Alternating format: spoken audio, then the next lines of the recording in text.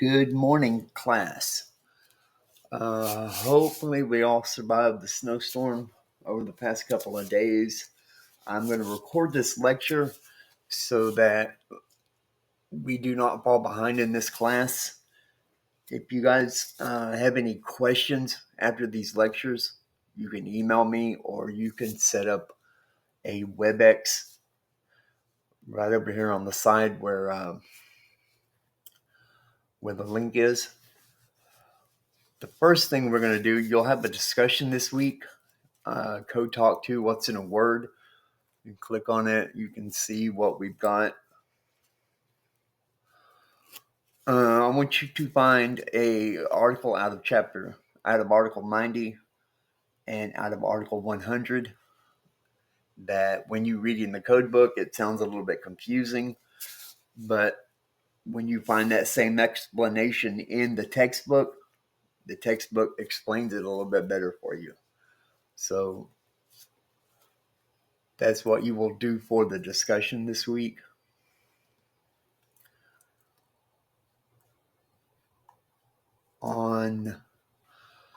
Let's get here. Hopefully everybody's gotten a code book by now. Over here last week, you have until the 29th to take a picture of your code book with the tabs on it and submit it. That is a grade. You'll get 20 points for that. This week, we're going to be in Unit 4 and Unit 5 of our textbook. We will start with Unit 4.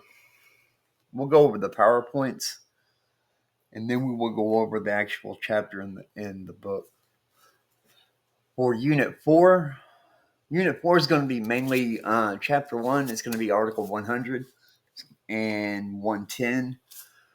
Article 100 is definitions. Your Unit 4 quiz most of the Unit 4 quiz you will find in Unit 4 of the textbook. The Unit 4 competency exam, those 5 questions will be from the definitions in Article 100. So let's go through this. Chapter 1 contains information and requirements that apply to all electrical installations. Chapter 1 only contains 2 articles, 100 and Article 110. Article 100, like I said before, is definitions. The definitions in this article, they're not the same as those in a dictionary. The definitions are written to allow consistent interpretation and application in the NEC. An article number in parentheses that follows the definition, that means it only applies to that article. So you'll notice that in some of the definitions. At the end of the definition, it will have an article number, and that is the only place that you will find that definition.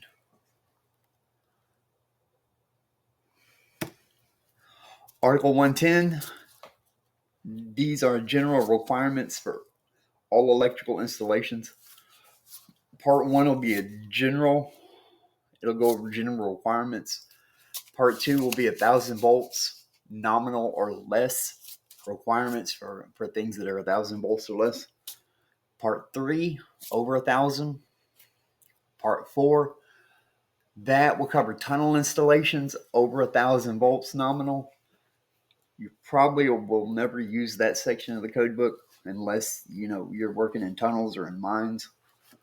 Part 5, manholes and other enclosures intended for personnel entry. Depending on what career you're looking at in the electrical field, you might use Part 5.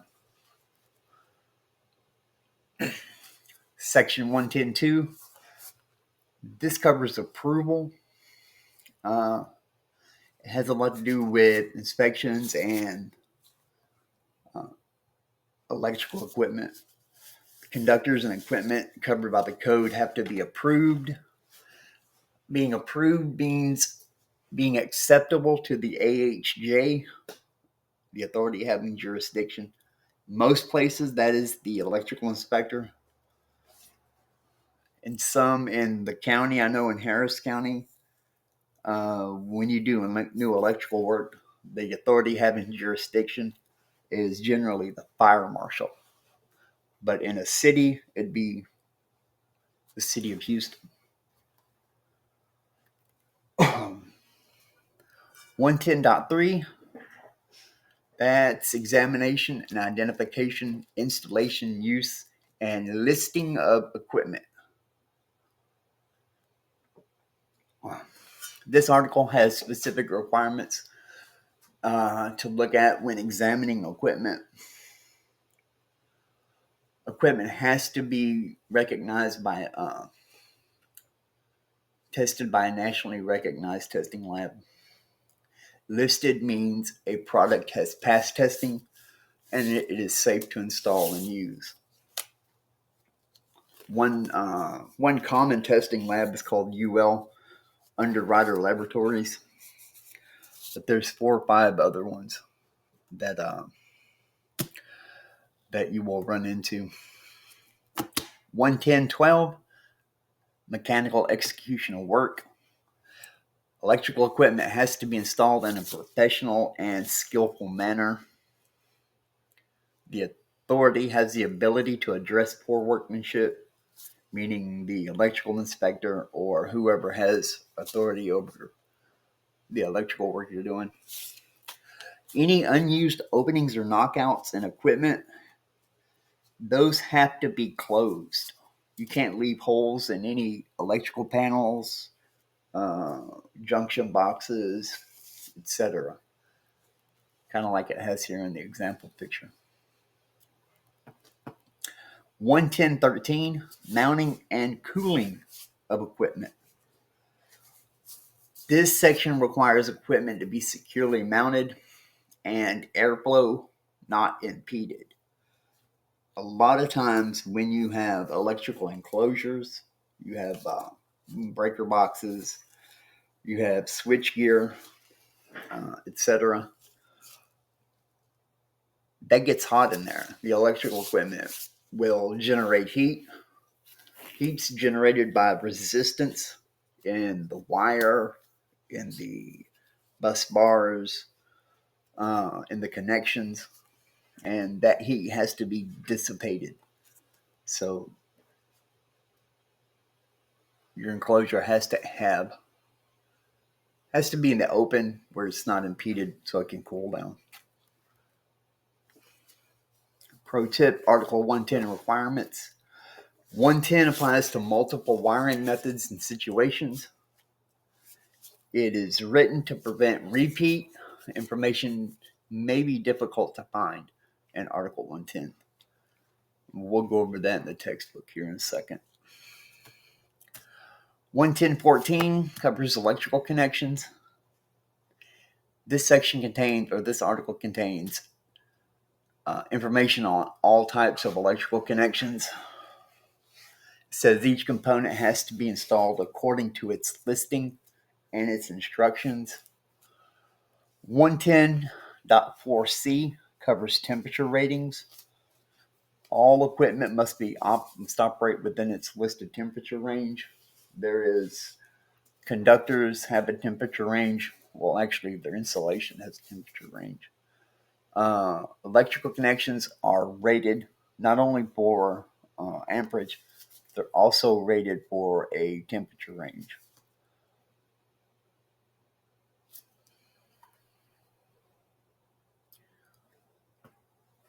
Let's see. Referencing the correct NEC section. We'll go over that here in just a second. High leg marking, 110.15.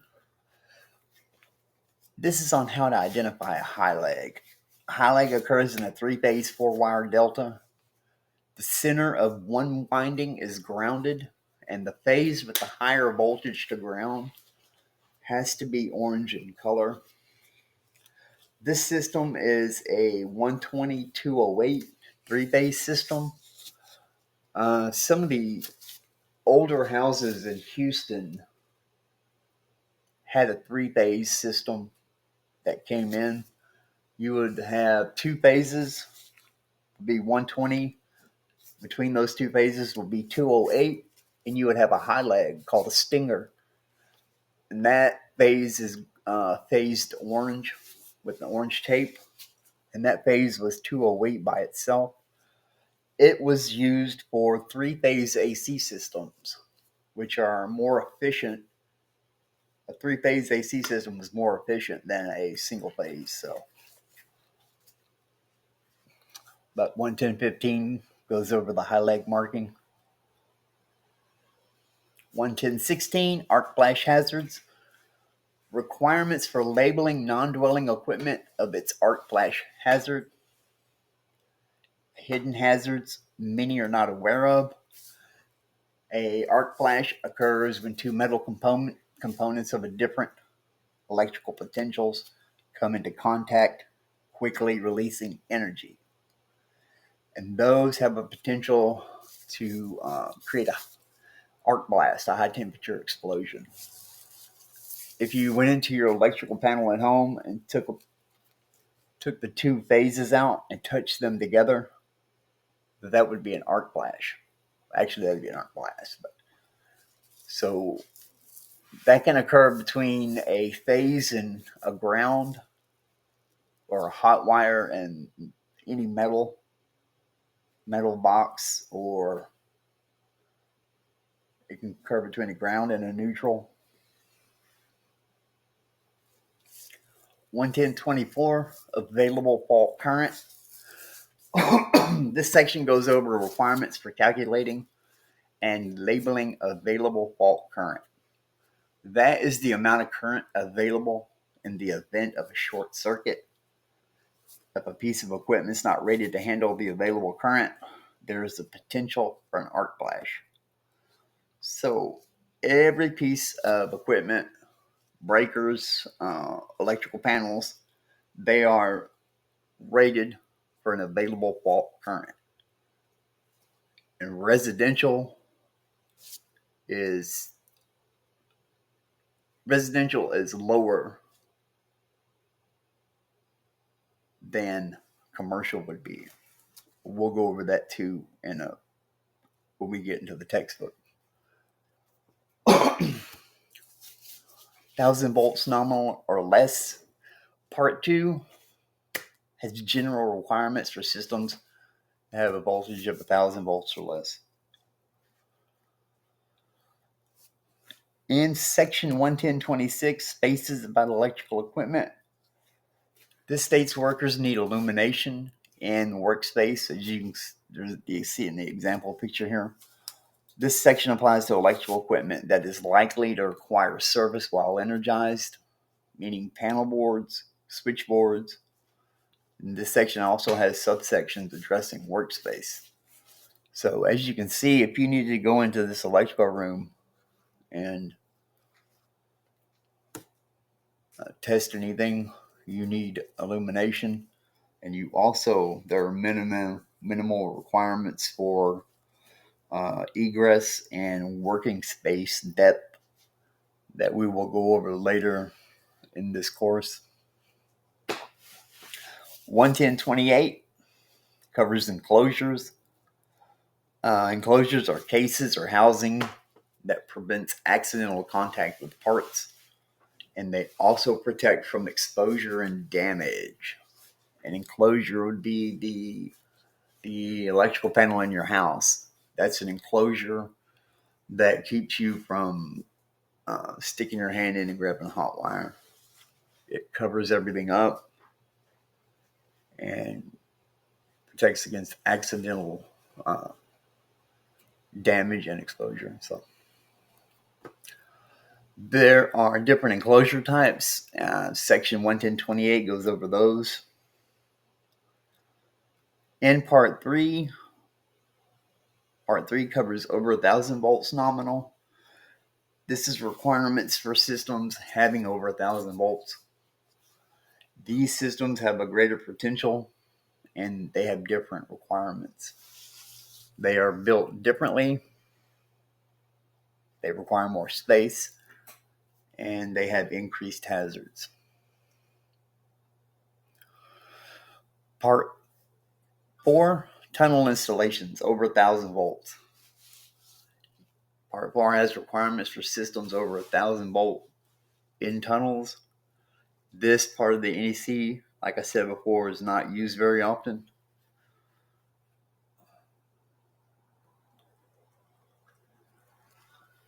Part 5, manholes and other electrical enclosures intended for personal entry.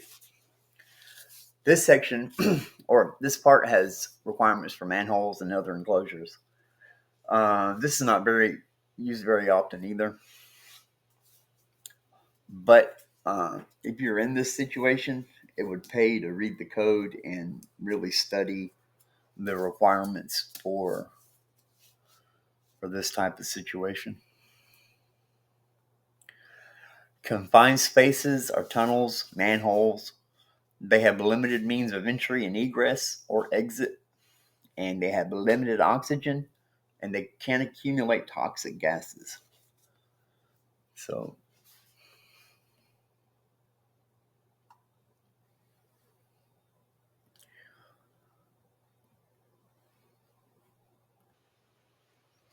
now we'll move over to the textbook. Unit 4, NEC Chapter 1. Chapter 1, Article 100 contains definitions. Your quiz, your Unit 4 quiz, will be out of the textbook here.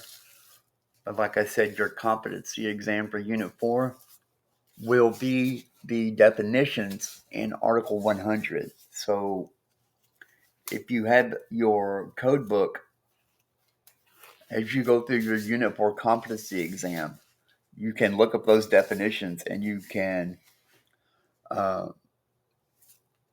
get the right answer. We'll go through some of those definitions here. I will give you a hint. In your Unit 4 competency exam, your NEC reference, every one of them will be Article 100. That is for the Unit 4 competency exam. Each one of your questions, the reference will be Article 100. That is the only competency exam that's like that. And that's why I'm giving you guys a little heads up on that, on the reference part. All your other ones, you will have to find the reference in the code book. So we just went over the definitions are not the same as you would find in a standard dictionary. Definitions found in NEC don't contain any requirements, as they are intended only to describe the term being defined. So there are no requirements in Article 100. Article 100 is just terms and their definition.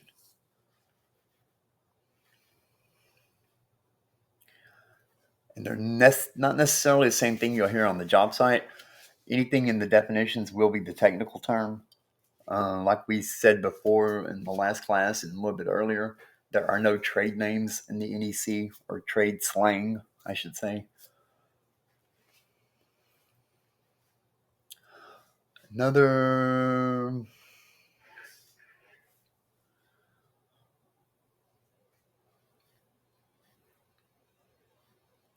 Let's see.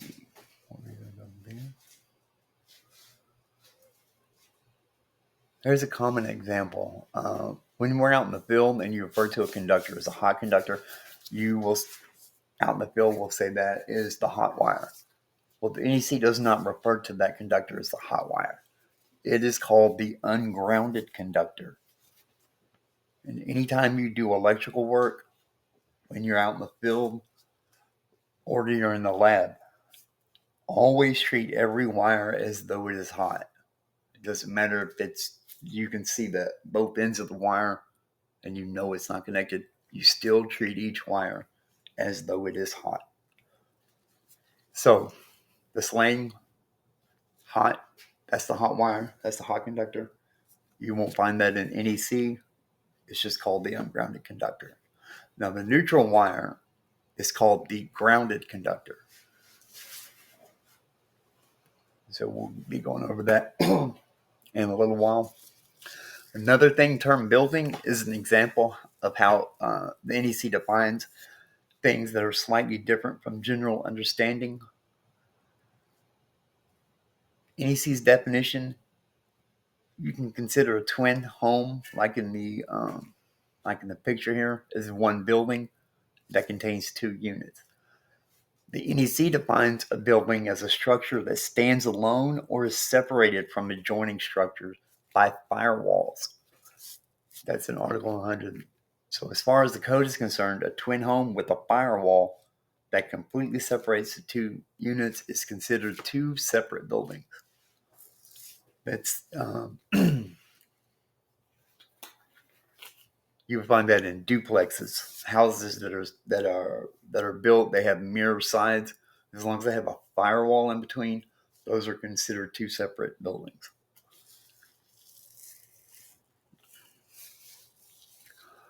Article 110, general requirements for electrical installations.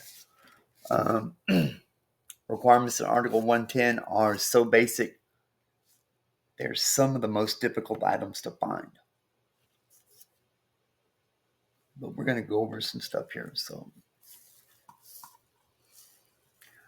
now, in your textbook, it pays to pay attention to the breakdown of the chapters. They will have a list like this that breaks the chapters down in each unit of your textbook. So when you're doing your competency exam, or you're even doing your questions in your unit exams, if you need to find a spot real quick, you can always look back in your textbook and you can find exactly where you need to go by using the breakdown here of the chapters.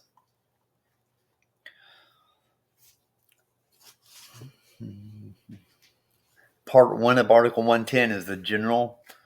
It's called the general. It covers lots of different things. It has requirements of Article 110 that apply to all electrical installations. 110.2 states conductors and equipment that are covered by code have to be approved. That is by the AHJ, authority having jurisdiction. As I go through this, I want you to pay attention to the stuff that I've already highlighted. That will be important when it comes to your quizzes. 110.3, examination, identification, installation, and use, and listing. This goes over the nationally recognized testing labs. If a product passes the minimum safety requirements, the NRTL will label the product as listed. That means a product is safe if it is installed under the conditions of use it was tested for. Another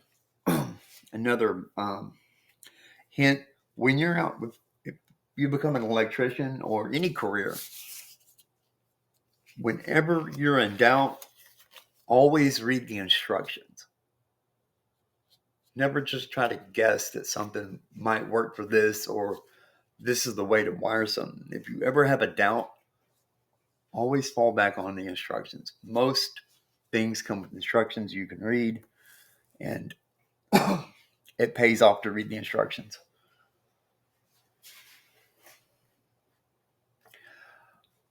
Information in 110 applies to multiple wiring methods and situations, so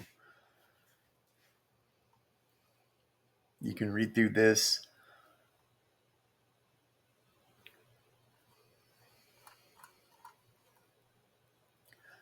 This is an example of a commercial exterior panel board. This is a disconnect, and this disconnect will feed the transformer that feeds this.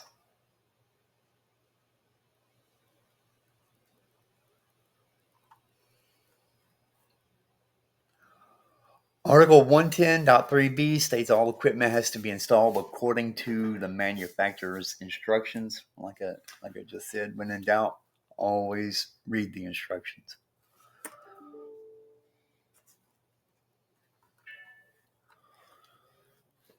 Mm-hmm. 110.12, electrical equipment has to be installed in a professional and skillful manner. 110.12a requires any unused openings or knockouts in equipment to be closed. We saw that earlier. 110.13 goes over the mounting and cooling of equipment. 110.13 requires equipment to be securely mounted, and if cooling is necessary, airflow is not to be impeded. 110.14 covers electrical connections. That contains information on all various types of connections and terminations. Regardless of the type of conductor or the termination means, 110.14 applies to them all. And a common term found throughout the code is identified. This term in section 110.14, when it states that any device used to splice or terminate must be identified for the use, that must mean that it is listed for that use too, meaning each component must be installed according to its listing and its instructions. So 110.14 covers temperature ratings. All equipment will have a temperature rating. It'll have a listed temperature range, and all the components and tools used as part of it or to install an electrical installation is part of the equipment. Conductors, terminations, devices. When multiple items are used that have different temperature ratings, the temperature must not exceed the lowest rated piece of equipment. So if I made a termination with a copper conductor that was rated for 90 degrees Celsius or 90 degrees Fahrenheit, and I put it on a lug that was rated for 65 degrees Fahrenheit, I would have to derate my conductor to the 65 degree Fahrenheit rating. Well, we will get over that in some of the next classes. And that's called derating.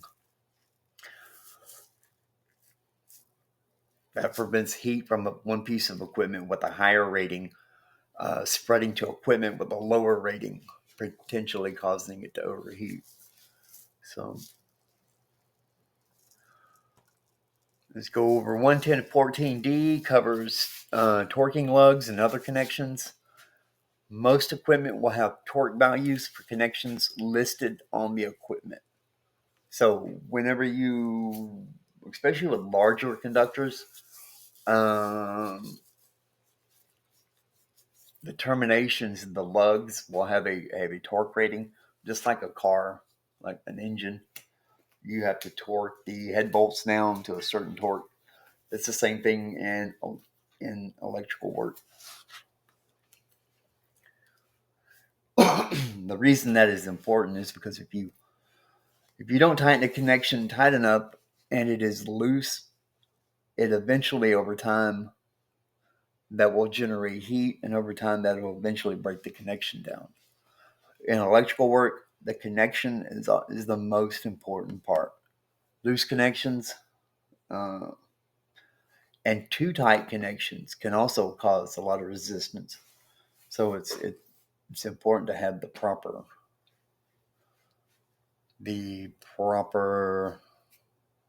torque.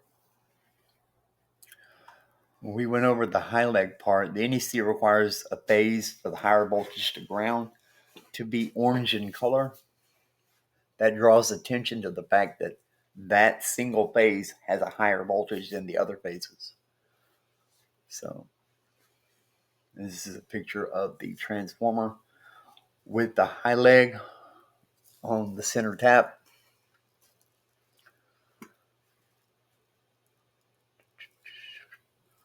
110.16 arc flash hazards and the warning. This lists requirements for labeling non-dwelling equipment of this arc flash hazard. So an arc flash, we went over before, occurs when two metal components with different electrical potentials come into contact. And that will cause a rapid release of energy, and that is called an arc blast. So, and those can have high temperature, blinding light. They can actually blind you. They can burn your retina. Loud noise, toxic gases, and shrapnel.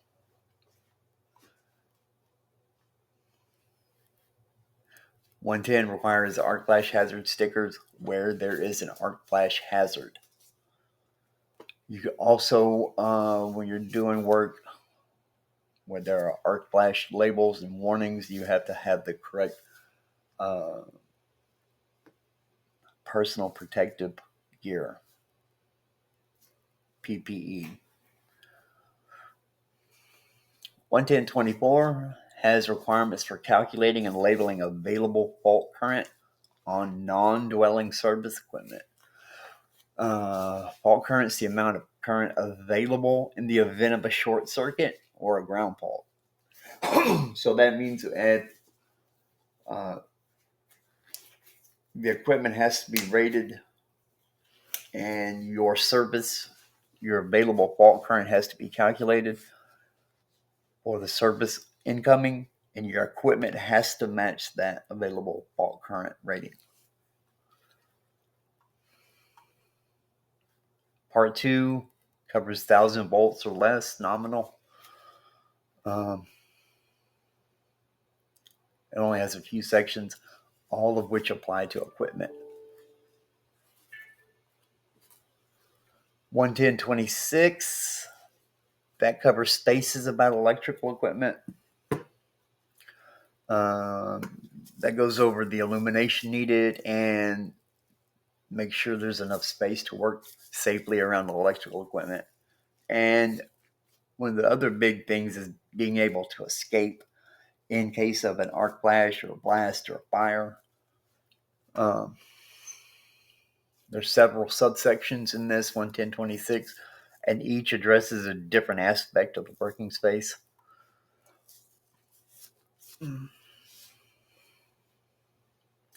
Enclosure types, 110.28 goes over enclosures, gives an extensive list of examples of enclosures, and refers to table 110.28 for a listing of enclosure types.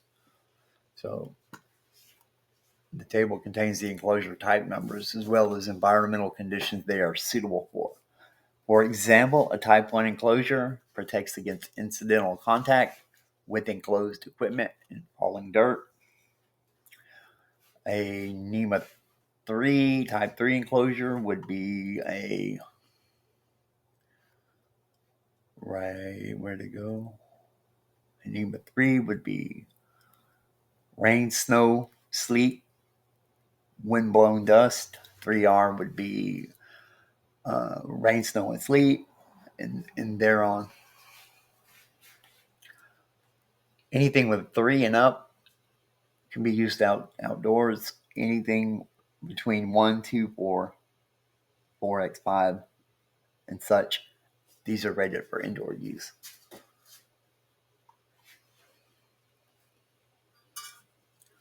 Part 3 goes over systems that are over 1,000 volts nominal. They have a greater potential, and therefore they have different requirements. The equipment's built differently. There's additional spacing required, and there are additional requirements in place to address the increased hazard. Part 4, tunnel installations over 1,000 volts. You'll probably never use this section of your code, but in the event you find yourself working, it's important that you familiarize yourself with this section. Part 5, manholes and other enclosures intended for personnel entry. Part 5 of Article 110, Like we said, it goes over requirements for manholes and other enclosures. So chapter 1 is the first of the 4 general. 100 defines terms necessary for proper application of the code. 110 contains general requirements that apply.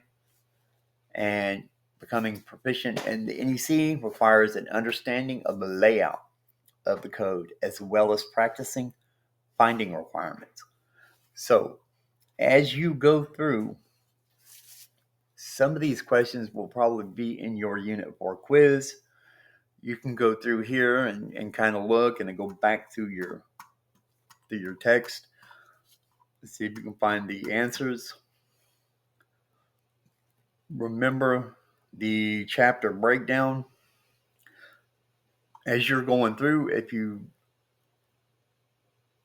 stumped on a question, you can come back to this chapter breakdown and you can go through and you can find what section you need to look at to find your answer.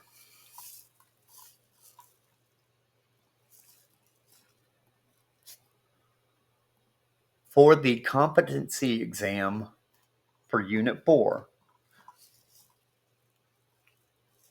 when it says NEC right here,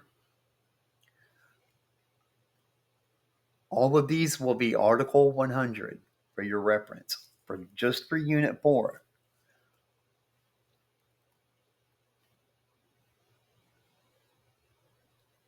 The rest of your will be looking up the definitions. So you'll take your question, you'll find your question. It'll either be branch circuit feeder service or uninterruptible power supply.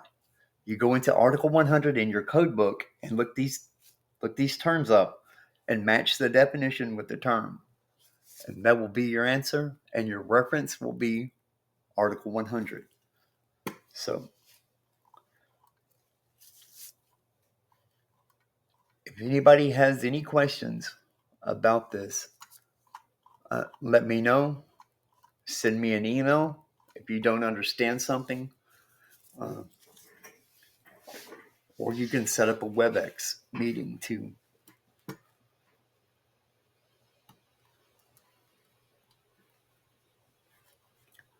So that will be Chapter 4. I will post one for Chapter 5.